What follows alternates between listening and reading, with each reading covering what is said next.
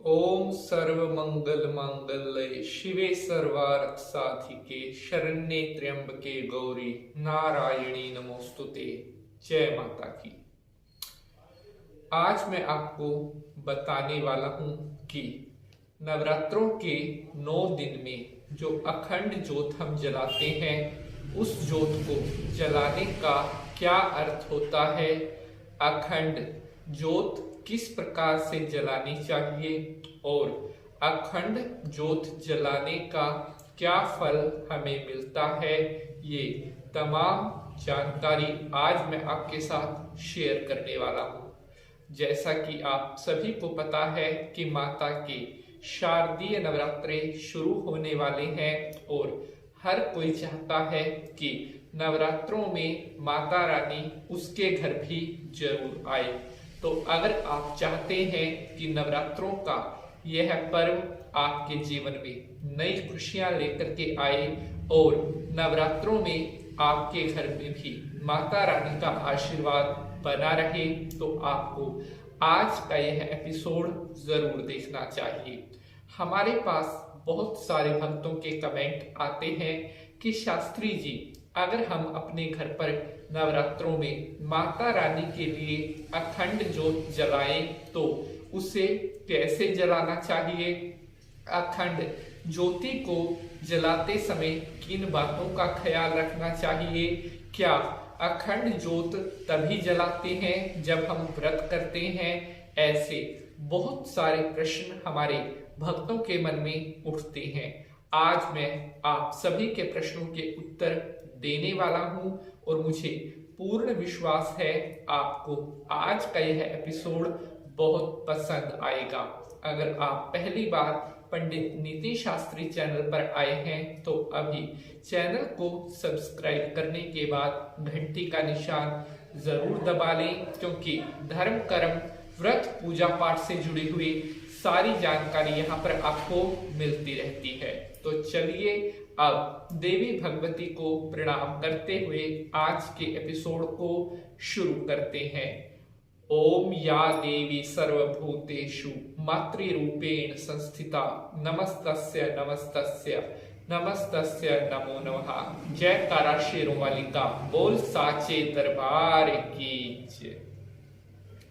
तो मेरे प्यारे बंधुजनों, मैं पंडित नीति शास्त्री हाजिर हूं आप सभी भक्तों के सामने आज के इस नए एपिसोड के साथ। जैसा कि आपने एपिसोड का टीजर देख लिया है कि नवरात्रों में 9 दिन तक अखंड ज्योत जलाने का क्या फल होता है।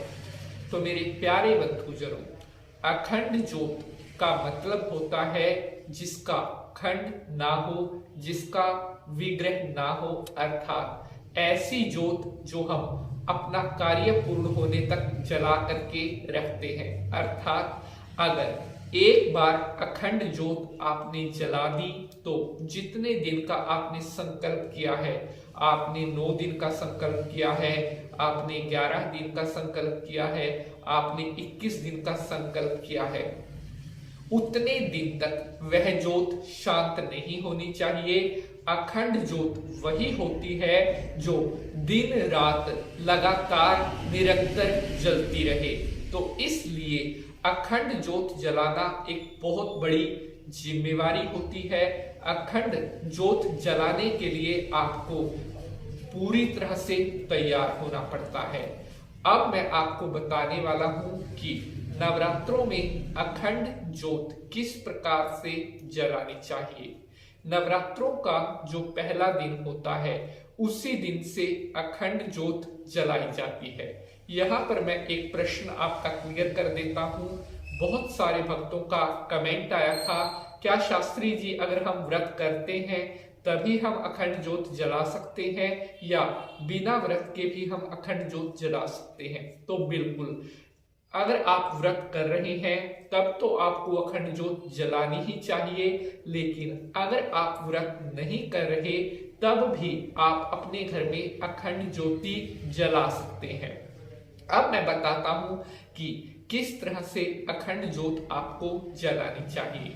आप पीतल की ज्योत ले लेंगे बाजार से, बड़ी आसानी से आपको पीतल की जोत मिल जाती है।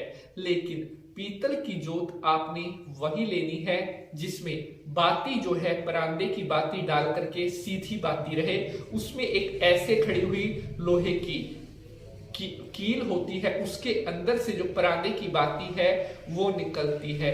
वही जोत अखंड ज्योति में सबसे ज्यादा चलने वाली, सबसे ज्यादा अच्छी मानी गई है। पीतल को जोत जलाने के लिए सबसे शुभ धातु माना गया है।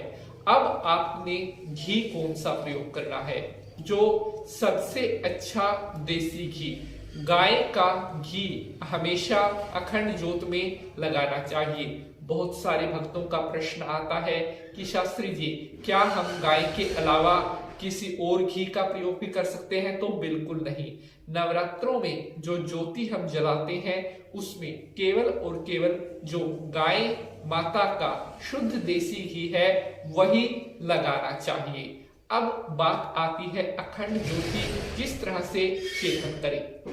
मेरे प्यारे बंधुजनों, आप एक थाली के अंदर स्वास्तिक का निशान बना करके उसमें फूल डाल दें, उसमें चावल डाल दें, उसमें आप 2 सेब रख दें, 2 केले रख दें और कोई फल है वो भी रख सकते हैं। और उसके बाद उसी में आपने जो अपनी ज्योति है पीतल वाली वो उस थाली में रखनी है और उस ज्योति में आपने अच्छी तरह से घी भर करके और जो परांदे वाली बाती होती है वो लगा देनी चाहिए। ज्योति जलाते समय आपको जो है अपना आचमन कर लेना है। ज्योति जलाने से पहले ओम माधवाय नमः, ओम केशवाय नमः, ओम नारायणाय नमः बोलते हुए गंगा जल आप पी लें। उसके बाद अपने हाथ धो लें ओम ऋषिकेशाय नमः बोलते हुए। अब आप जो है ज्योति जलाएं और इस मंत्र को पढ़ें। ओम सर्व मंगल मांगल्ये शिवे सर्वार्थ साधिके शरण्ये त्र्यंबके गौरी नारायणी नमोस्तुते। और इस तरह से आपकी जो ज्योति है वो चेतन हो जाएगी।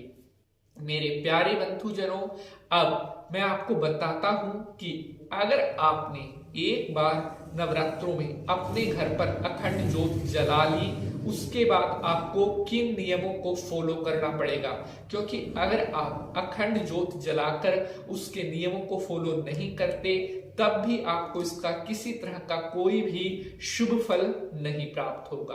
प्यारे बंधुजनों, जिन घरों में नवरात्रों में माता रानी की अखंड ज्योत जल रही है उस घर के किसी भी सदस्य को 9 दिन तक बाहर का कुछ भी खाना पीना वर्जित होता है। अर्थात घर के जो लोग हैं उन्हें 9 दिन तक बाहर का कुछ भी खाना पीना नहीं चाहिए।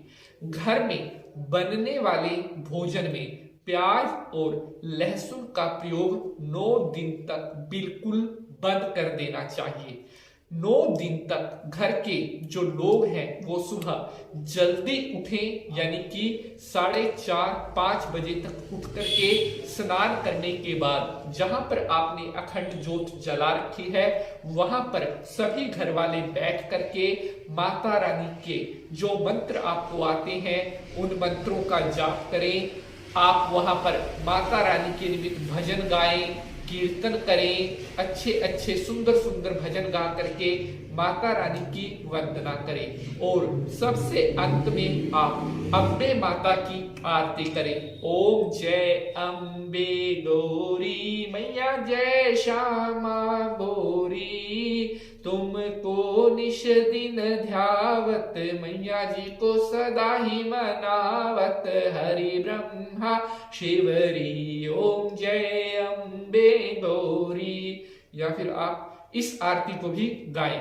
अम्बे तू है जगदम्बे काली, जय दुर्गे खप्पर वाली, तेरे ही गुण गावे भारती। ओ मैया हम सब उतारे तेरी आरती। अम्बे तू है जगदम्बे काली, जय दुर्गे खप्पर वाली, तेरे ही गुण गाए भारती। इस तरह से आरती करें और उसके बाद माता रानी को प्रसाद चढ़ावें, उनको भोग लगावें और उसके बाद सभी परिवार वालों को आप प्रसाद और भोग वितरित करें। इसी तरह से शाम के टाइम आपने फिर से माता रानी के निमित्त भजन गाएं। मैं ये नहीं कहता कि आप वहां पर बैठ करके 1 घंटा भजन गाएं, 2 घंटा ना, परिवार वालों के पास जितना समय है उतनी देर अखंड ज्योति के पास बैठ करके मंत्र जाप करें, भजन कीर्तन करें और अंत में आरती करें। क्योंकि केवल ऐसा नहीं है कि आपने अखंड ज्योत जलाई और माता रानी की कृपा आपको प्राप्त हुई, आपके मन में भाव होना चाहिए अखंड ज्योति के पास जितनी देर मनुष्य बैठता है उसकी मन की भावनाएं उतनी ही ज्यादा स्वच्छ होती है, उसका मन उतना ही ज्यादा पवित्र होता है और माता रानी का शुभ आशीर्वाद प्राप्त होता है। तो अब बात करते हैं कि नवरात्रों में 9 दिन तक अखंड ज्योत जलाने पर क्या फल की प्राप्ति होती है। अगर आपके कार्यों में कोई बाधा आ रही है, अगर आपके बनते हुए कार्यों में बार बार अड़चन आती है या आपके घर में कोई संकट चल रहा है, आपके ऊपर किसी तरह की कोई परेशानी चल रही है, तो आप सच्चे मन से नवरात्रों में 9 दिन तक माता की अखंड ज्योत जलाकर माता की आशीर्वाद को प्राप्त करें और आपके जीवन में जो भी परेशानियां, जो भी कष्ट आ रही हैं, उनको माता रानी स्वयं दूर करेंगी। तो मेरे प्यारे बंधुजनों, आशा करता हूं आप सभी को आज का यह एपिसोड बेहद पसंद आया है। अगर आपका कोई प्रश्न है तो आप कमेंट बॉक्स में अपना वह प्रश्न पूछ सकते हैं। आज के लिए बस इतना ही। अब आपसे मुलाकात होगी कल किसी नए विषय के साथ। तब तक के लिए हंसते रहें, मुस्कुराते रहें और माता रानी का आशीर्वाद आपके ऊपर बना रहे। जय माता।